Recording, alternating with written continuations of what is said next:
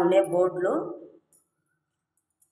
Current of చేసి ఈ paste అంటించేద్దామండి. ఒక హాఫ్ అన్ అవర్ అంటించేసి పెట్టేసి బట్టతోన తుడతామండి. అంత పేస్టు అంటించేద్దామండి. ఇప్పుడు చూడండి, ఇలా పేస్ట్ అంతా అంటించేద్దామండి. కరెంట్ ఆఫ్ చేసి ఒక బ్రష్ తీసుకొని ఇలా మొత్తం అంటించేద్దామండి. ఒక హాఫ్ అన్ అవర్ తర్వాత బట్ట తీసుకొని తుడిచామనుకోండి, తెల్లగా అయిపోద్దండి. చూడండి, ఇంత చండాలంగా ఉంది కదండి. చూడండి,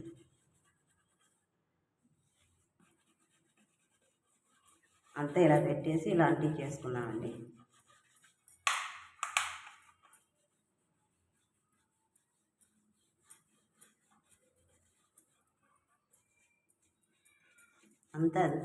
అంతా అంటించేసి ఒక హాఫ్ అన్ అవర్ తర్వాత తుడుతామండి. ఇలా బ్రష్తో రుద్ది బాగా 7 మార్కులు ఉన్నాయి దాడ రుద్ది ఇలా తడిబట్టతో తుడిచామనుకోండి, శుభ్రంగా అవుతుంది. చూడండి,